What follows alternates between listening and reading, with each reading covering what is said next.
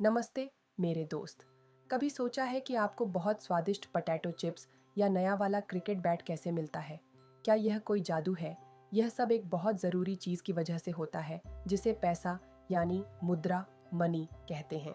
और अगर हमारे पास पैसे कम पड़ जाएं, तो हम एक तरकीब ट्रिक का इस्तेमाल करते हैं जिसे क्रेडिट, साख या उधार कहते हैं। तो तैयार हो जाओ मनी और क्रेडिट की इस मज़ेदार दुनिया को जानने के लिए। हम पैसे और क्रेडिट के छिपे हुए रहस्यों को जानेंगे। देखेंगे कि यह हमारी रोज़मर्रा की ज़िंदगी में कैसे काम आता है, एक रंगीन पतंग खरीदने से लेकर एक नई कहानियों की किताब खरीदने तक। हम दुनिया भर की कुछ रोचक कहानियाँ भी सुनेंगे। तो चलो शुरू करते हैं। मेरे दोस्त, आप अपने चारों ओर क्या देखते हो? लोग अपनी पसंदीदा मिठाई खरीद रहे हैं, दुकानदार नए खिलौने बेच रहे हैं और ऑटो रिक्शा वाले भैया सवारी की पेशकश कर रहे हैं। वह कौन सी जादुई चीज़ है जो ये सब संभव बनाती है? आपने सही अंदाज़ा लगाया, मुद्रा यानी पैसा। पैसा हमारी रोज़मर्रा की ज़िंदगी में बहुत सारी चीज़ों को बेहद आसान बना देता है। सोचो मेरे दोस्त, आपको एक स्वादिष्ट चॉकलेट बार खरीदना है। आप क्या करोगे? आप बस कुछ पैसे दोगे, है ना? इसे ही किसी वस्तु यानी सामान के बदले सीधे पैसे का लेन देन करना कहते हैं। या फिर आपने अभी अभी नया हेयर कट करवाया है, आप उस सेवा के लिए भी पैसे देते हो। और कभी कभी, जैसे जब हम दुकानदार से बाद में पैसे देने का वादा करके कुछ सामान ले आते हैं, तो यहीं से बाद में पैसे चुकाने का विचार आता है। मेरे दोस्त, पैसे के पीछे का मुख्य विचार बहुत सरल है, लगभग एक गुप्त कोड की तरह जिसे हर कोई समझता है। ये कोई भी ऐसी चीज़ है जिसे लगभग हर कोई किसी चीज़ के बदले में स्वीकार करने के लिए तैयार हो जाता है। यह खरीदने और बेचने के लिए एक आम भाषा की तरह है, जिससे लोगों के लिए चीज़ों का आदान प्रदान करना बहुत आसान हो जाता है। तो सीधे शब्दों में कहें तो पैसा एक ऐसी चीज़ है जिसे आम तौर पर चीज़ों के लेन देन के तरीके के रूप में स्वीकार किया जाता है।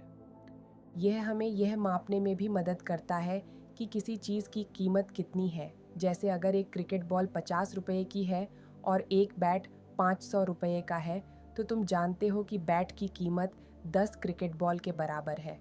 और यह भविष्य के लिए अपनी दौलत बचाने का भी एक तरीका है, जैसे आप अपने गुल्लक में रुपये डालते हो। ठीक है मेरे दोस्त, एक पल के लिए अपनी आंखें बंद करो और बहुत बहुत समय पहले के बारे में सोचो, जब आपके दादा दादी भी पैदा नहीं हुए थे। उस जमाने में पैसा नहीं होता था। लोग सीधे चीज़ों की अदला बदली करते थे। इसे वस्तु विनिमय प्रणाली, बार्टर सिस्टम कहा जाता था। चलो अपने दोस्त सलीम के बारे में सोचते हैं, जो गांव में जूते बनाता है।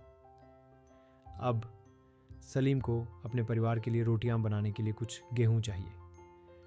वस्तु विनिमय प्रणाली में सलीम को एक ऐसा गेहूं किसान ढूंढना होगा जिसके पास न केवल बेचने के लिए गेहूं हो, बल्कि उसे ठीक उसी समय नए जूतों की ज़रूरत भी हो। इस बहुत ही खास मेल को, जहां दोनों लोगों को ठीक वही चीज़ चाहिए जो दूसरे के पास है, ज़रूरतों का दोहरा संयोग, डबल कोइंसिडेंस ऑफ वांट्स कहा जाता है। यह ऐसा है जैसे पहेली के दो ऐसे टुकड़ों को खोजने की कोशिश करना जो एक दूसरे में बिल्कुल फिट बैठते हों, लेकिन तुम एक बार में केवल एक ही टुकड़ा उठा सकते हो। अब ज़रा सोचो, ये कितना मुश्किल होता होगा। क्या होता अगर गेहूं किसान के पास पहले से ही काफ़ी जूते होते, या शायद उसे जूतों की जगह एक नया कुर्ता चाहिए होता। सलीम को शायद गांव-गांव भटकना पड़ता, सही व्यक्ति की तलाश में जिसके साथ वह अदला बदली कर सके। और मेरे दोस्त, ठीक यहीं पर पैसा एक सुपर हीरो की तरह बचाने के लिए आता है। पैसा एक चतुर बिचौलिए, क्लेवर मिडलमैन का काम करता है। सलीम अपने शानदार जूते किसी को भी बेचकर पैसे ले सकता है जिसे जूतों की ज़रूरत हो। फिर उन पैसों को अपनी जेब में रखकर वह किसी भी किसान के पास जाकर गेहूं खरीद सकता है जो गेहूं बेच रहा हो। देखा आपने, पैसा जादुई रूप से उस मुश्किल ज़रूरतों के दोहरे संयोग की आवश्यकता को ख़त्म कर देता है। हर कोई खुशी खुशी पैसा स्वीकार कर लेता है क्योंकि वे जानते हैं कि वे उसी पैसे का उपयोग अपनी ज़रूरत की कोई भी चीज़ खरीदने के लिए कर सकते हैं, चाहे वह ताज़ी सब्जियां हों, एक नई साइकिल हो या सिनेमा की टिकट हो। तो मेरे दोस्त, पैसा चीज़ों की अदला बदली को बहुत बहुत आसान बना देता है। क्या आप आज के समय की कोई ऐसी स्थिति सोच सकते हो जहां लोग अभी भी बिना पैसे के सीधे चीज़ों की अदला बदली करते हों? शायद आपके पड़ोसी शर्मा अंकल आपके पापा की गाड़ी का पंचर ठीक करने में मदद करते हैं और बदले में आपकी मम्मी शर्मा अंकल को घर के बने लड्डुओं का एक बड़ा डिब्बा देती है। यह एक सीधी अदला बदली है ना? लेकिन अब इस तरह की सीधी अदला बदली बहुत कम होती है क्योंकि सच तो यह है कि पैसे ने जीवन को बहुत सरल और तेज बना दिया है।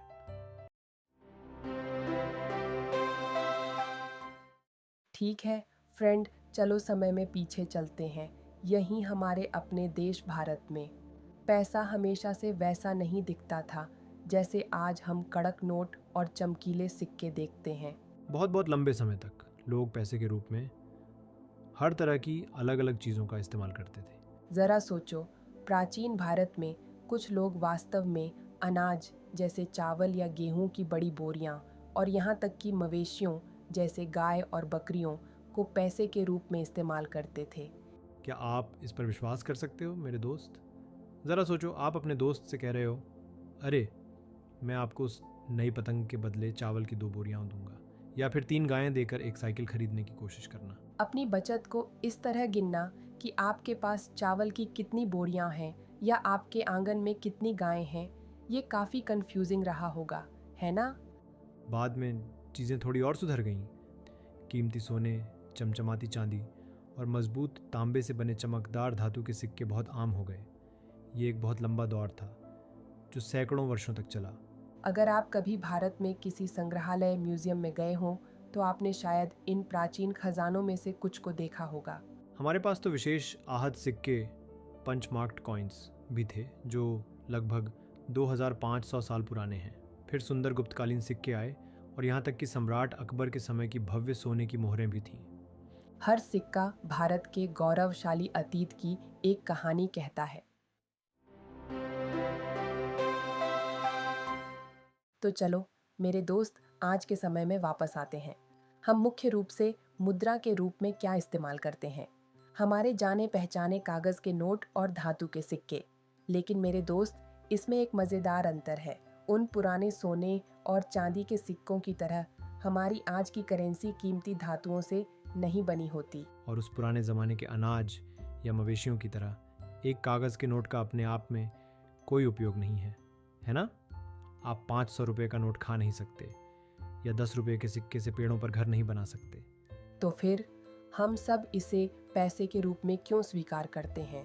हम इसे इसलिए स्वीकार करते हैं क्योंकि हमारी सरकार इसका समर्थन करती है। भारत में भारतीय reserve bank of India (RBI), जो हमारे पैसे के सिस्टम का रक्षक है, हमारी केंद्र सरकार की ओर से सभी करेंसी नोट जारी करता है। किसी और को, किसी दूसरे बैंक, व्यक्ति या कंपनी को पैसे छापने की इजाज़त नहीं है। इतना ही नहीं, भारतीय कानून इसे बिल्कुल स्पष्ट करता है। भारतीय रुपया भुगतान करने का एक कानूनी तरीका है। इसका मतलब है कि भारत में कोई भी व्यक्ति कानूनी तौर पर भारतीय रुपये लेने से मना नहीं कर सकता जब आप चीज़ों के लिए भुगतान कर रहे हो। मेरे दोस्त, इसीलिए पूरे भारत में हर जगह हर कोई रुपये पर भरोसा करता है और उसे स्वीकार करता है। तो दोस्तों, अपने पर्स या गुल्लक में पैसे रखने के अलावा लोग अपने पैसे और कहाँ रखते हैं? वे इसे बैंकों में जमा डिपॉजिट्स के रूप में रखते हैं। अपने माता पिता या किसी भी काम करने वाले लोगों के बारे में सोचो जिन्हें आप जानते हो। जब उन्हें महीने की शुरुआत में वेतन मिलता है तो उनके पास आम तौर पर अपनी रोज़मर्रा की ज़रूरतों और इच्छाओं के लिए ज़रूरत से ज़्यादा नकद पैसा होता है। तो वे इस अतिरिक्त पैसे का क्या करते हैं? वे होशियारी से इसे बैंक खाते में जमा कर देते हैं। मेरे दोस्त, बैंक आपके पैसे के लिए सुपर सेफ लॉकर रूम की तरह होते हैं। जब आप पैसे जमा करते हो तो बैंक न केवल इसे खोने या चोरी होने से सुरक्षित रखता है, बल्कि वे आपको एक छोटा सा धन्यवाद उपहार भी देते हैं। वे आपकी जमा राशि पर आपको ब्याज, इंटरेस्ट नामक एक छोटी अतिरिक्त राशि का भुगतान करते हैं। ये ऐसा है जैसे आपका पैसा बैंक में पड़े पड़े धीरे धीरे थोड़ा थोड़ा करके बढ़ रहा है ना ये कमाल की बात। और बैंक डिपॉजिट्स के बारे में एक और मज़ेदार बात सुनो। आप जब चाहो अपना पैसा निकाल सकते हो, इसलिए अगर आपके माता पिता को आपकी स्कूल की फ़ीस या अचानक किसी पारिवारिक खर्च के लिए पैसे की ज़रूरत है, तो वे बस बैंक या एटीएम में जाकर इसे निकाल सकते हैं। क्योंकि आप सचमुच मांगने पर अपना पैसा वापस ले सकते हो, इस प्रकार की जमाओं को मांग जमा, डिमांड डिपॉजिट्स कहा जाता है। यह सुविधा हमें अपने पैसे को आसानी से संभालने में मदद करती है। मेरे दोस्त, जिन डिमांड डिपॉजिट्स के बारे में हमने अभी बात की, उनकी और भी विशेषताएं हैं। वे हमें बिना किसी नोट को छुए भुगतान करने की सुविधा देती हैं, और ये सब चेक नामक चीज़ की बदौलत होता है। कल्पना करो सलीम, जो शानदार जूते बनाते हैं, उन्हें अपने चमड़े के सप्लायर को भुगतान करना है। नकद नोटों की एक बड़ी गड्डी गिनने के बजाय सलीम बस उतनी राशि का एक चेक लिख सकते हैं जितना उन्हें भुगतान करना है। चेक एक विशेष आधिकारिक कागज़ की तरह होता है जो सलीम के बैंक को बताता है, कृपया मेरे खाते से इतने पैसे इस चमड़ा सप्लायर को दे दो।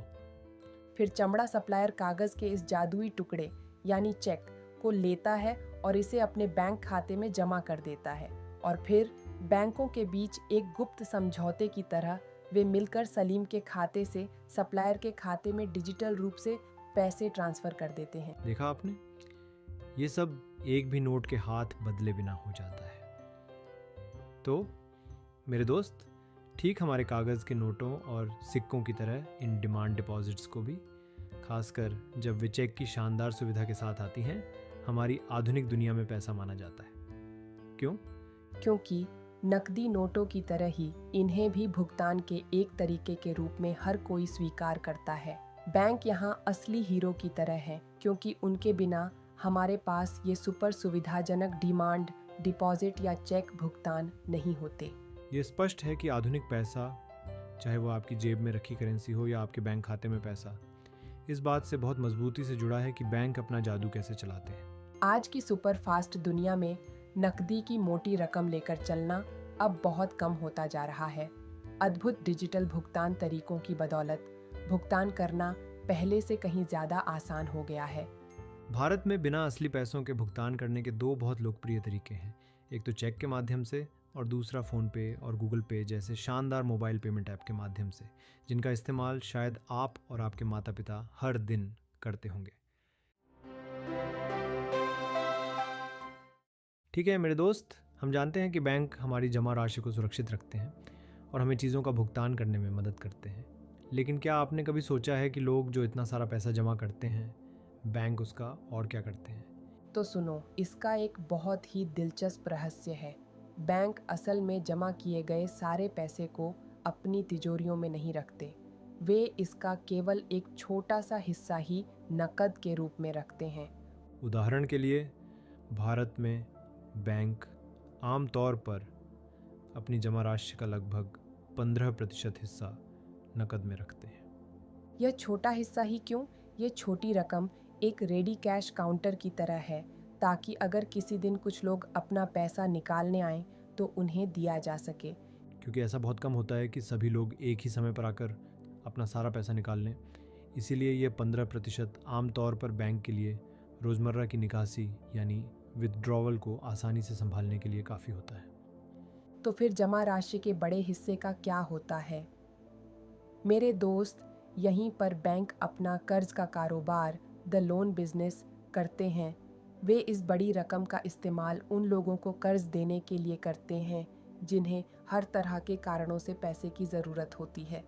हमारी अर्थव्यवस्था में लोन की हमेशा बहुत बड़ी मांग रहती है। लोगों को एक नया व्यवसाय शुरू करने, अपने परिवार के लिए एक आरामदायक घर खरीदने, उच्च शिक्षा का खर्च उठाने या अनगिनत अन्य महत्वपूर्ण उद्देश्यों के लिए पैसे की ज़रूरत होती है। इस शानदार तरीके से बैंक एक बहुत मददगार पुल की तरह काम करते हैं। वे उन लोगों को जोड़ते हैं जिनके पास अतिरिक्त पैसा है, यानी जमाकर्ता, और उन लोगों को जिन्हें तुरंत पैसे की ज़रूरत है, यानी कर्जदार। और बैंक खुद अपना पैसा कैसे कमाते हैं? वे दिए गए कर्ज पर उस छोटी ब्याज दर से ज़्यादा ब्याज दर लेते हैं जो वे हमें हमारी जमा राशि पर देते हैं। इन दोनों ब्याज दरों के बीच का ये अंतर ही बैंकों की आय का मुख्य स्रोत है। तो मेरे दोस्त, जब आपके माता पिता बैंक में पैसा जमा करते हैं तो वह वहाँ सिर्फ धूल नहीं फांकता, यह वास्तव में हमारी अर्थव्यवस्था का एक सक्रिय हिस्सा बन जाता है, जो कर्ज के रूप में उपलब्ध होकर दूसरों की मदद करता है। और बैंक यह सुनिश्चित करता है कि इसमें शामिल हर किसी को पैसा जमा करने वाले व्यक्ति से लेकर कर्ज लेने वाले व्यक्ति तक किसी न किसी शानदार तरीके से फ़ायदा हो। हमने पैसे के बारे में बहुत सारी बातें कर ली, लेकिन कभी-कभी लोगों को तुरंत पैसे या यहाँ तक कि सामान और सेवाओं की ज़रूरत होती है, भले ही उनके पास नकदी न हो, और वे बाद में उनके लिए भुगतान करने का वादा करते हैं। इस व्यवस्था को क्रेडिट या कर्ज लोन कहा जाता है। क्रेडिट हमारी अर्थव्यवस्था के काम करने के तरीके का एक बहुत महत्वपूर्ण हिस्सा है। यह मूल रूप से एक समझौता है जहां एक व्यक्ति, जिसे ऋणदाता लेंडर कहा जाता है, दूसरे व्यक्ति, जिसे कर्जदार बोरोवर कहा जाता है, को कुछ देता है भविष्य में भुगतान के एक पक्के वादे के बदले में। ये पैसा, सामान या सेवाएं हो सकती हैं। अब ये समझने के लिए कि यह क्रेडिट कैसे बहुत अलग अलग तरीकों से काम कर सकता है, आइए 2 वास्तविक जीवन के उदाहरण देखें। उदाहरण 1, त्योहारों का मौसम और सलीम के जूते। कल्पना करो कि दिवाली आने वाली है और हमारे मेहनती सलीम, जिससे हम पहले मिले थे, उन्हें 3000 जोड़ी जूते बनाने का एक बड़ा ऑर्डर मिलता है। ये जूते सिर्फ 1 महीने में पहुंचाने हैं, जो बहुत जल्दी है। इतनी जल्दी इतने सारे जूते बनाने के लिए सलीम को कुछ और मजदूरों को काम पर रखना होगा और बहुत सारा कच्चा माल जैसे चमड़ा खरीदना होगा। तो सलीम को अतिरिक्त पैसा कहाँ से मिल सकता है? उसे 3 जगहों से क्रेडिट मिल सकता है। पहला, वह अपने चमड़ा सप्लायर से कहता है कि वह उसे अभी चमड़ा दे दे और वादा करता है कि जूते बेचने के बाद वह उसे पैसे चुका देगा। दूसरा, उसे उस बड़े व्यापारी से नकद कर्ज मिलता है जिसने जूते का ऑर्डर दिया था। यह कुछ जूतों के लिए अग्रिम भुगतान, एडवांस पेमेंट की तरह है, और सलीम समय पर पूरा ऑर्डर देने का वादा करता है। तीसरा, वह उत्पादन की अतिरिक्त लागतों को पूरा करने के लिए बैंक से कर्ज लेता है। महीने के अंत तक सलीम बहुत मेहनत करता है और सफलतापूर्वक सभी 3000 जोड़ी जूते बनाकर पहुंचा देता है। उसे बिक्री से बहुत अच्छा मुनाफा होता है और वह खुशी खुशी उस पैसे के एक हिस्से का उपयोग बैंक से लिए गए कर्ज को चुकाने के लिए करता है। देखा आपने, इस मामले में क्रेडिट एक बहुत बड़ी मदद थी। इसने सलीम को अपने उत्पादन के लक्ष्यों को पूरा करने, समय पर बड़ा ऑर्डर पूरा करने और यहाँ तक कि अपनी कमाई बढ़ाने में भी मदद की। तो यहाँ क्रेडिट ने उसकी सफलता में एक सकारात्मक और महत्वपूर्ण भूमिका निभाई। उदाहरण 2, स्वप्न के खेती की समस्या। अब एक अलग स्थिति देखते हैं। मिलिए स्वप्न से, जो एक छोटी किसान है और अपनी 3 एकड़ ज़मीन पर मूंगफली उगाती है। अच्छे बीज, खाद और खेती के लिए ज़रूरी अन्य चीज़ें खरीदने के लिए वह एक स्थानीय साहूकार से कर्ज लेती है। उसे पूरी उम्मीद है कि फसल कटने के बाद वह अपनी फसल बेचकर आसानी से कर्ज चुका देगी। लेकिन उसकी कीमती फसल पर खतरनाक कीड़े लग जाते हैं और वह पूरी तरह से बर्बाद हो जाती है। हालांकि स्वप्ना महंगे कीटनाशकों से उन्हें बचाने के लिए अतिरिक्त पैसा खर्च करती है, लेकिन इससे ज़्यादा मदद नहीं मिलती। फसल खराब होने के कारण वह साहूकार का पैसा नहीं चुका पाती और साल भर में उस पर कर्ज की रकम बढ़ती ही जाती है। अगले साल उसे फिर से फसल बोने के लिए एक और नया कर्ज लेना पड़ता है। इस बार उसकी फसल अच्छी होती है, लेकिन जो पैसा वह कमाती है वह नए और पुराने बढ़ते हुए कर्ज दोनों को चुकाने के लिए अभी भी पर्याप्त नहीं है। बेचारी स्वप्ना एक बहुत ही मुश्किल स्थिति में फंस जाती है, जिसे कर्ज जाल, डेट ट्रैप कहते हैं। अपने कर्ज का सिर्फ एक हिस्सा चुकाने के लिए उसे अपनी कीमती ज़मीन का एक हिस्सा बेचने के लिए मजबूर होना पड़ता है। इस दुखद स्थिति में क्रेडिट ने स्वप्ना की मदद करने के बजाय वास्तव में उसके जीवन को बहुत बहुत खराब बना दिया। सलीम और स्वप्न की ये दो कहानियाँ हमें एक बहुत ही महत्वपूर्ण बात दिखाती हैं। क्रेडिट फ़ायदेमंद होगा या हानिकारक, यह काफ़ी हद तक इसमें शामिल जोखिमों पर और इस बात पर निर्भर करता है कि कुछ गलत होने पर, जैसे फसल खराब होने पर, कोई सहायता या सुरक्षा कवच उपलब्ध है या नहीं। मेरे दोस्त, जब भी कोई कर्ज लेता है तो यह सिर्फ हाथ मिलाने और वादा करने जैसा नहीं होता। एक उचित समझौता होता है जिसमें कुछ नियम लिखे होते हैं। ये नियम बहुत महत्वपूर्ण होते हैं और इन्हें क्रेडिट की शर्तें, टर्म्स ऑफ क्रेडिट कहा जाता है। आइए इनमें से कुछ महत्वपूर्ण शर्तों के बारे में जानें।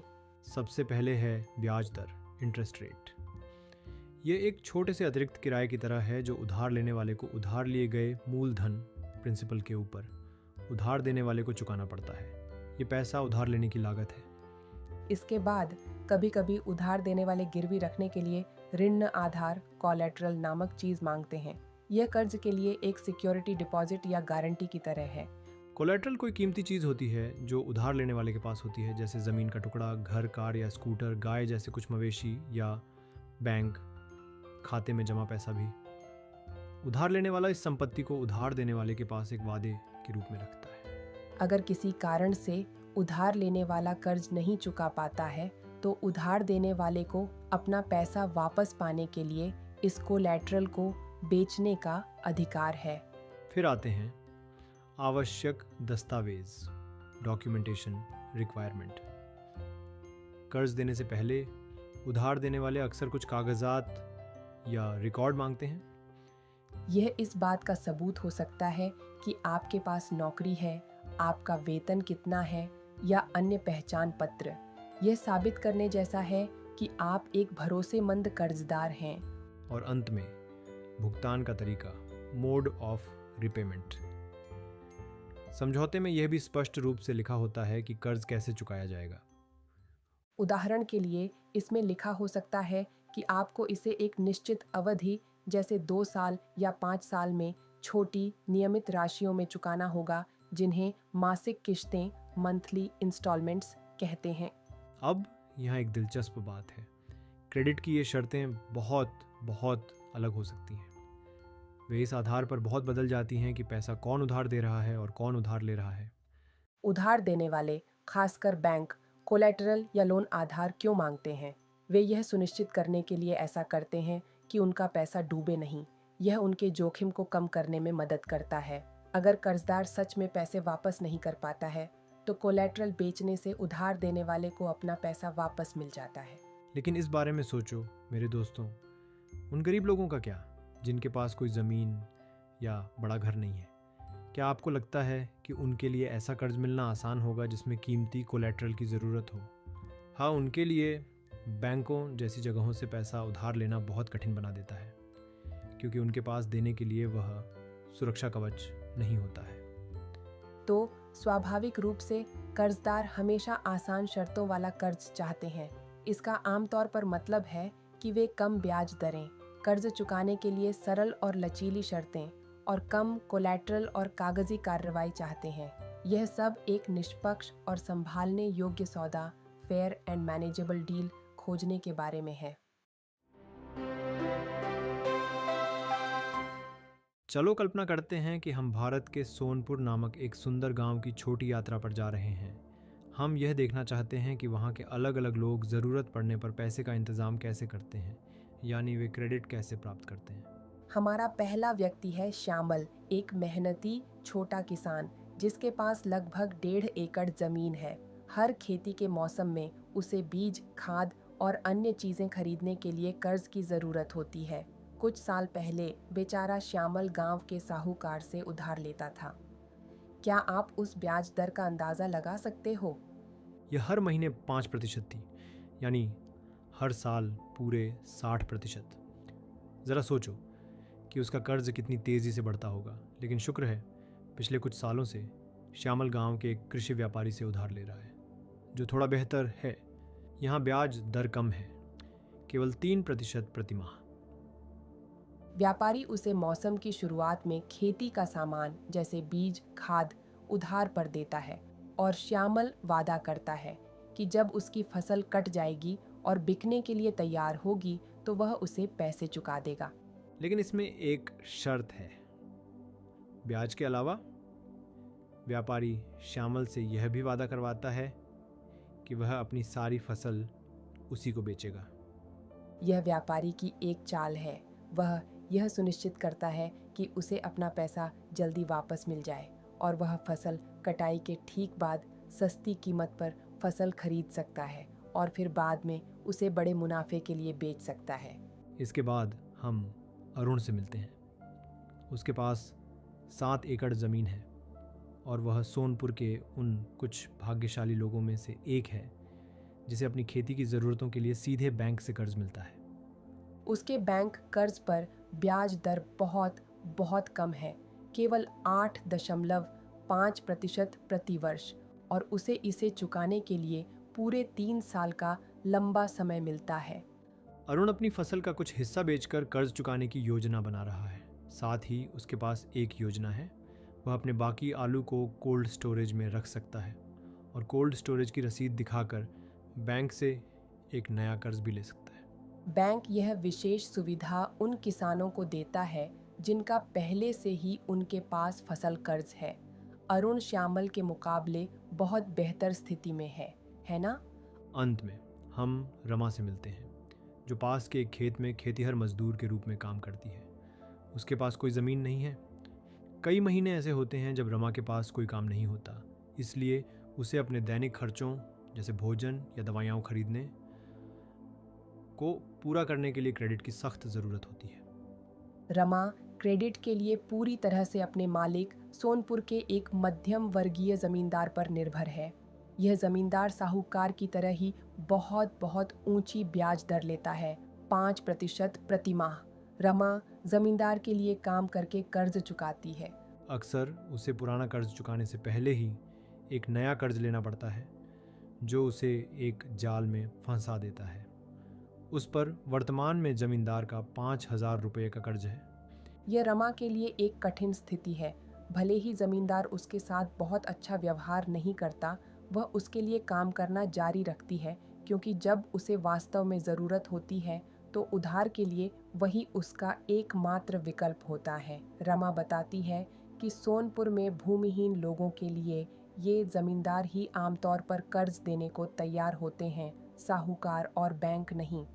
तो सोनपुर की यात्रा के बाद हमने क्रेडिट के विभिन्न स्रोत देखे। पारंपरिक साहूकार, कृषि व्यापारी, बैंक और यहाँ तक कि ज़मींदार भी।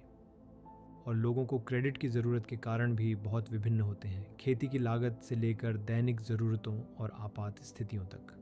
सबसे महत्वपूर्ण बात यह है कि क्रेडिट की शर्तें, विशेष रूप से ब्याज दरें और कर्ज चुकाने के तरीके श्यामल जैसे छोटे किसान, अरुण जैसे मध्यम किसान और रमा जैसी भूमिहीन खेतीहर मजदूर के लिए बहुत अलग हैं।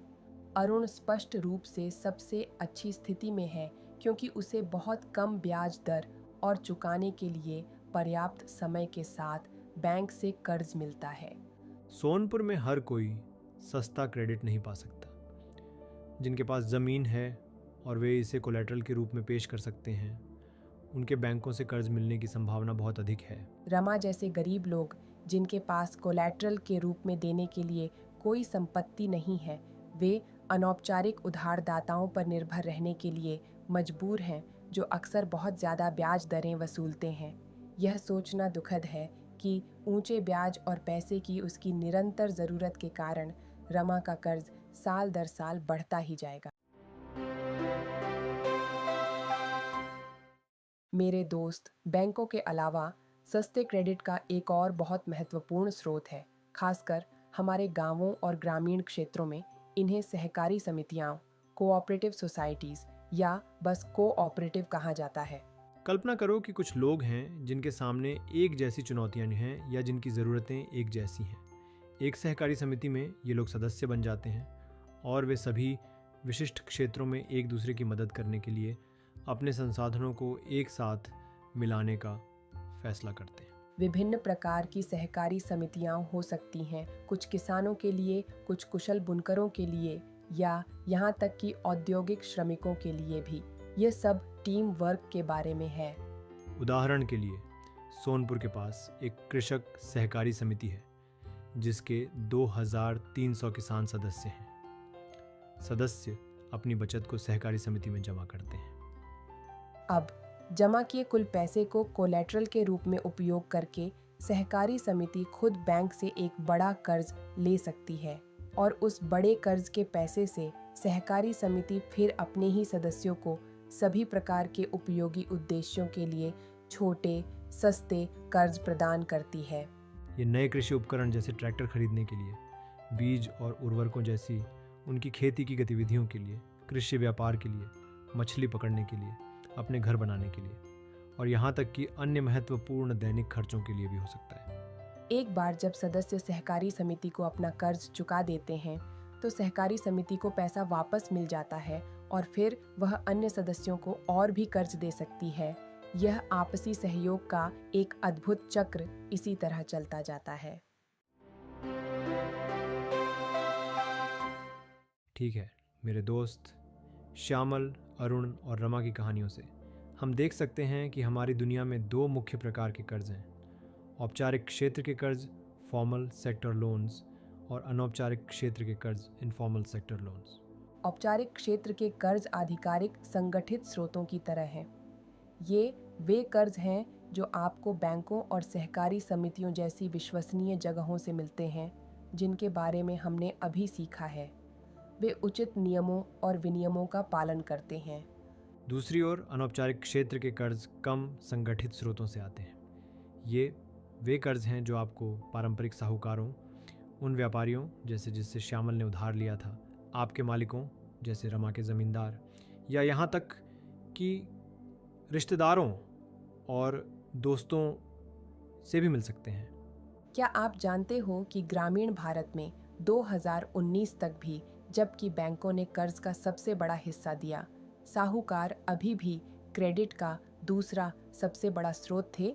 ये हमें बताता है कि भले ही औपचारिक स्रोत बहुत महत्वपूर्ण हैं, हमारे गांवों में लोगों के जीवन में अनौपचारिक स्रोत अभी भी बहुत बड़ी भूमिका निभाते हैं। अब औपचारिक उधारदाताओं पर कौन नज़र रखता है? ये काम भारतीय रिजर्व बैंक आरबीआई का है, जो भारत के सभी बैंकों का बड़ा बॉस है। आरबीआई ये सुनिश्चित करने में एक बहुत महत्वपूर्ण भूमिका निभाता है कि औपचारिक कर्ज ठीक से काम करें। उदाहरण के लिए आरबीआई यह सुनिश्चित करता है कि बैंक हमेशा अपनी जमा राशि में से एक निश्चित राशि नकद के रूप में तैयार रखें। बैंकों को आरबीआई को नियमित रूप से यह भी बताना होता है कि वे कितना पैसा उधार दे रहे हैं, वे किसे उधार दे रहे हैं और किस ब्याज दर पर। आरबीआई ये सब क्यों करता है? ये सुनिश्चित करने के लिए कि बैंक सिर्फ बड़े अमीर व्यवसायों को ही पैसा उधार न दें, बल्कि छोटे किसानों, छोटे उद्योगों और अन्य छोटे कर्जदारों जैसे महत्वपूर्ण लोगों को भी दें जिन्हें वास्तव में मदद की ज़रूरत है। लेकिन यहाँ मुश्किल हिस्सा ये है, अनौपचारिक उधारदाताओं की निगरानी के लिए कोई संगठन नहीं है। इसका मतलब है कि वे कोई भी ब्याज दर वसूल सकते हैं, जितनी चाहें उतनी ऊंची। और दुख की बात है, अगर वे अपना पैसा वापस पाने के लिए अनुचित या कठोर तरीके अपनाते हैं तो उन्हें रोकने वाला कोई नहीं है। औपचारिक उधारदाताओं की तुलना में अधिकांश अनौपचारिक उधारदाता अपने कर्ज पर बहुत अधिक ब्याज दरें वसूलते हैं। इसका मतलब है कि कर्जदार को अनौपचारिक कर्ज लेने में बहुत अधिक पैसा खर्च करना पड़ता है। चूंकि उधार लेने की लागत इतनी अधिक होती है, कर्जदार की मेहनत की कमाई का एक बड़ा हिस्सा सिर्फ कर्ज चुकाने में चला जाता है, जिससे उनके पास अपने लिए बहुत कम आय बचती है। बेचारे श्यामल को याद करो, जिसे प्रतिवर्ष 60% ब्याज देना पड़ता था। यह एक बहुत बड़ा बोझ है। और रमा के जैसे कुछ मामलों में ये आसमान छूती ब्याज दरें, बढ़ते कर्ज और यहाँ तक कि एक डरावने कर्ज जाल को जन्म दे सकती है, जहाँ आप सिर्फ पुराने कर्ज चुकाने के लिए उधार लेते रहते हैं। यहाँ तक कि जो लोग एक छोटा व्यवसाय शुरू करने का सपना देखते हैं, वे भी इन उच्च लागतों के कारण उधार लेने से डर जाते हैं।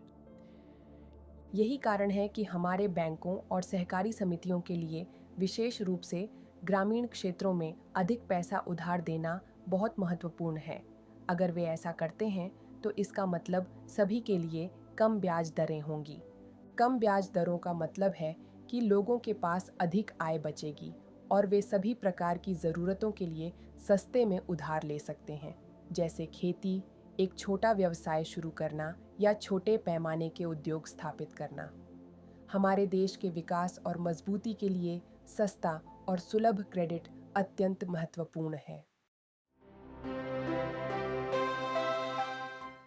जब हम यह देखते हैं कि इन औपचारिक और अनौपचारिक स्रोतों से कौन कर्ज लेता है, तो हमें कुछ बहुत ही दिलचस्प पैटर्न दिखाई देते हैं जो लगभग एक बंटवारे की तरह हैं।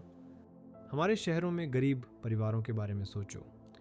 उनके कर्ज का एक बहुत बड़ा हिस्सा, पूरे 84%, अनौपचारिक स्रोतों से आता है। अब इसकी तुलना अमीर शहरी परिवारों से करो। उनके कर्ज का केवल एक छोटा सा हिस्सा, सिर्फ 17%, अनौपचारिक स्रोतों से होता है। उनका अधिकांश पैसा 83% बैंकों जैसे औपचारिक स्रोतों से आता है। ऐसा लगता है जैसे अमीरों के पास उधार लेने के आधिकारिक सस्ते तरीके की बेहतर पहुंच है। हम अपने गांवों में भी बहुत कुछ ऐसी ही स्थिति देखते हैं। वहाँ के अमीर परिवार औपचारिक उधारदाताओं से सस्ते कर्ज प्राप्त करने में सक्षम हैं, जबकि गरीब परिवारों के पास अक्सर महंगे अनौपचारिक उधार पर निर्भर रहने के अलावा कोई विकल्प नहीं होता। यह हमें एक महत्वपूर्ण बात बताता है। औपचारिक क्षेत्र का क्रेडिट बैंकों और सहकारी समितियों से अभी भी ग्रामीण क्षेत्रों में लोगों की कुल क्रेडिट ज़रूरतों का लगभग आधा ही पूरा कर पाता है। बाकी आधा हिस्सा अभी भी उन अनौपचारिक, अक्सर अधिक महंगे स्रोतों से पूरा होता है। ये स्पष्ट रूप से दिखाता है कि अमीर लोगों की औपचारिक क्रेडिट तक बहुत बेहतर पहुंच है, जबकि गरीब दुखद रूप से अनौपचारिक उधारदाताओं पर अधिक निर्भर है। ऐसा क्यों हो रहा है? खैर, इसके कुछ कारण हैं। पहला, बैंक भारत के हर गांव में मौजूद नहीं है। यहाँ तक कि जब कोई बैंक होता भी है तो उससे कर्ज लेना किसी अनौपचारिक उधारदाता की तुलना में बहुत अधिक कठिन हो सकता है। याद है जब हमने घर के कर्ज के लिए दस्तावेजों और कोलैटरल की ज़रूरत के बारे में बात की थी। बैंकों को अक्सर उचित कागजात और किसी प्रकार की सुरक्षा की आवश्यकता होती है। कोलैटरल की कमी एक प्रमुख कारण है कि क्यों कई गरीब लोग बैंक से कर्ज नहीं ले पाते। अनौपचारिक उधारदाता जैसे कि साहूकार जिन्हें हमने देखा, अक्सर कर्जदारों को व्यक्तिगत रूप से जानते हैं। इस व्यक्तिगत संबंध के कारण वे आम तौर पर कोलैटरल मांगे बिना कर्ज देने के लिए अधिक तैयार रहते हैं। कभी-कभी कर्जदार पुराने कर्जों को पूरी तरह चुकाए बिना भी उनसे नए कर्ज प्राप्त कर सकते हैं। हालांकि जैसा कि हमने सीखा है, ये अनौपचारिक उधारदाता अक्सर बहुत अधिक ब्याज दरें वसूलते हैं, कभी कभी उचित रिकॉर्ड नहीं रखते हैं, और अगर वे पैसे वापस नहीं कर पाते हैं तो कभी कभी कर्जदारों को परेशान भी कर सकते हैं। ये कर्जदार के लिए एक जोखिम भरा और अक्सर अन्यायपूर्ण सौदा है।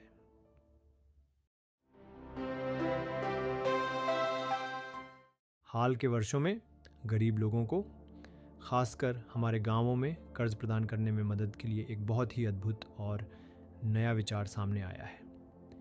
ये सब गरीब लोगों, ज़्यादातर महिलाओं को स्वयं सहायता समूह, सेल्फ हेल्प ग्रुप्स, SHGs नामक छोटे समूहों में संगठित करने के बारे में है। इन समूहों में आम तौर पर लगभग 15 से 20 सदस्य होते हैं, जो सभी एक ही पड़ोस के होते हैं। वे नियमित रूप से अक्सर हर हफ्ते मिलते हैं और सबसे महत्वपूर्ण काम जो वे करते हैं वह है अपनी बचत को एक साथ जमा करना। प्रत्येक सदस्य एक छोटी राशि का योगदान करता है, शायद 25 रुपये से 100 रुपये या उससे भी अधिक। यह इस बात पर निर्भर करता है कि वे कितनी बचत कर सकते हैं। यह एक सामुदायिक गुल्लक की तरह है। एक बार जब समूह के पास कुछ बचत हो जाती है तो उसके सदस्य अपनी ज़रूरतों को पूरा करने के लिए समूह से ही छोटे कर्ज ले सकते हैं। समूह इन कर्जों पर एक छोटा ब्याज लेता है, लेकिन यह आम तौर पर एक कठोर साहूकार द्वारा लिए जाने वाले ब्याज से बहुत बहुत कम होता है। यह एक बहुत बड़ा फायदा है। यहाँ एक बात यह है, 1 या 2 साल के बाद यदि SHG नियमित रूप से बचत करता है और अपने कर्जों का अच्छी तरह से प्रबंधन करता है तो वह बैंक से कर्ज प्राप्त करने के योग्य हो जाता है। बैंक कर्ज पूरे समूह के नाम पर दिया जाता है, न कि केवल एक व्यक्ति के। इस पैसे का उपयोग तब सदस्यों को अपनी आजीविका कमाने के अपने तरीके बनाने में मदद करने के लिए किया जाता है। हम इसे स्वरोजगार के अवसर कहते हैं। उदाहरण के लिए, सदस्य गिरवी रखी जमीन वापस पाने, खेती के लिए अच्छे बीज और उर्वरक खरीदने, या अपने शिल्प के लिए कच्चा माल खरीदने, अपने घरों के निर्माण या मरम्मत के लिए, या सिलाई मशीन, हथकरघा या डेयरी फार्मिंग के लिए मवेशी जैसे महत्वपूर्ण उपकरण खरीदने के लिए कर्ज ले सकते हैं। एसएचजी कैसे बचत करता है और पैसा उधार देता है, इस बारे में अधिकांश महत्वपूर्ण निर्णय समूह के सदस्य स्वयं लेते हैं। वे एक साथ बैठकर तय करते हैं कि किसे कर्ज मिलेगा, यह किस लिए है, कितना पैसा, क्या ब्याज दर लगेगी और इसे कब चुकाना होगा। समूह कर्जों की सही ढंग से अदायगी सुनिश्चित करने के लिए भी सामूहिक रूप से जिम्मेदार है। यदि कोई एक सदस्य चुकाने में संघर्ष करता है, तो अन्य सभी सदस्य इस मुद्दे को बहुत गंभीरता से हल करने में मदद करने की कोशिश करते हैं। इस समूह की जिम्मेदारी और सामूहिक प्रयास के कारण बैंक अक्सर एसएचजी में संगठित गरीब महिलाओं को पैसा उधार देने के लिए तैयार रहते हैं, भले ही उनके पास कोई व्यक्तिगत कोलेटरल ना हो। तो एसएचजी शानदार हैं। वे गरीब कर्जदारों को कोलेटरल न होने की बड़ी समस्या से उबरने में मदद करते हैं, जिससे उन्हें ज़रूरत पड़ने पर विभिन्न उद्देश्यों के लिए और सबसे महत्वपूर्ण उचित ब्याज दर पर कर्ज मिल जाता है। लेकिन एक और भी बड़ा फायदा है। स्वयं सहायता समूह महिलाओं को आर्थिक रूप से आत्मनिर्भर बनने और उनका आत्मविश्वास बनाने में मदद करते हैं। वे इन महिलाओं को मिलने, चर्चा करने और उनके जीवन को प्रभावित करने वाले महत्वपूर्ण सामाजिक मुद्दों जैसे स्वास्थ्य, पोषण और यहाँ तक कि घरेलू हिंसा पर कार्रवाई करने के लिए एक शानदार मंच भी प्रदान करते हैं।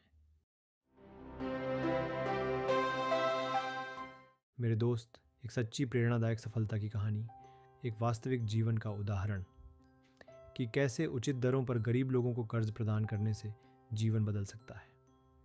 ये बांग्लादेश के ग्रामीण बैंक की अद्भुत कहानी है।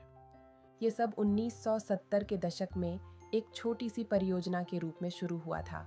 2018 तक यह कुछ अविश्वसनीय रूप में विकसित हो चुका था, जो पूरे बांग्लादेश के लगभग 81,600 गांवों में 90 लाख से अधिक सदस्यों की मदद कर रहा था। यह हमारे कुछ छोटे भारतीय राज्यों की लगभग पूरी आबादी है, और यहाँ सबसे खूबसूरत हिस्सा यह है, इसके लगभग सभी कर्जदार महिलाएं हैं और वे समाज के सबसे गरीब तबके से आती हैं। इन मजबूत महिलाओं ने दुनिया को साबित कर दिया है कि जब कर्ज चुकाने की बात आती है तो वे सबसे भरोसेमंद होती हैं। उन्होंने इन छोटे कर्जों का उपयोग सभी प्रकार के छोटे व्यवसायों जैसे शिल्प बनाना, सब्जी आम बेचना या मुर्गी पालन को सफलतापूर्वक शुरू करने और चलाने के लिए किया है, जिससे उन्हें आजीविका कमाने और अपने परिवारों के जीवन को बेहतर बनाने में मदद मिली।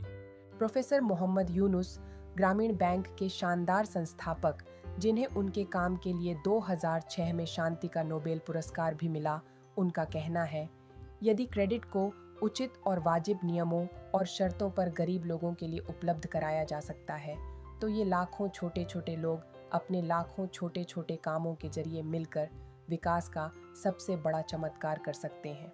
यह पंक्ति उस विशाल क्षमता को पूरी तरह से उजागर करती है जो बस उन लोगों को छोटे सस्ते कर्ज देने में निहित है जिन्हें उनकी सबसे अधिक आवश्यकता है। यह आशा का एक छोटा सा बीज बोने जैसा है जो विकास के एक विशाल पेड़ में विकसित होता है। तो मेरे दोस्त, अब हम पैसे और क्रेडिट के बारे में जानते हैं। हमने एक टॉफ़ी खरीदने के साधारण काम से लेकर कर्ज और विकास के बड़े मुद्दों तक की यात्रा की।